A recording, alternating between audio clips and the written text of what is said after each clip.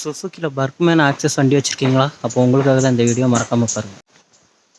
இந்த வண்டி பர்க்மேன் யாரெல்லாம் வச்சுருக்கீங்களோ அவங்களுக்கு எல்லாமே ஒரு சின்ன அட்வைஸ் சொல்கிறேன். இதோட பிரேக் கேபிள் கட் ஆயிடுச்சு அப்படின்னா தயவு செஞ்சு ஷோரூம்லேயே போய் மாற்றுங்க முடிஞ்ச அளவுக்கு.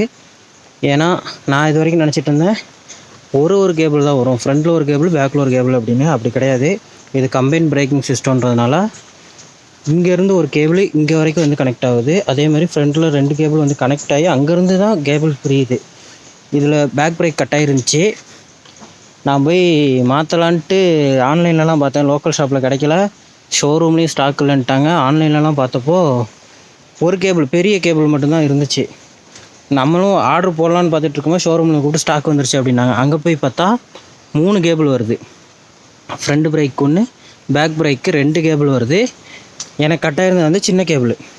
நான் பெரிய கேபிள் வாங்கியிருந்தாலும் எனக்கு வேஸ்ட்டு தான். ஸோ அந்த மாதிரி உள்ளவங்க இந்த வண்டி வச்சுருக்காங்க, பர்க்மேனு இல்லைனா ஆக்சஸில் வந்து ஃப்ரண்ட் டிஸ்க் பிரேக் வர்ற மாதிரி வண்டி வச்சுருக்கவங்களாம் வந்து முடிஞ்ச அளவுக்கு ஷோரூம்லேயே போய் சர்வீஸ் பண்ண பாருங்கள், அதான் நல்லது. அதே மாதிரி ஷோரூமில் பண்ணும்போது இன்னொரு மைனஸ் பாயிண்ட் இருக்குது.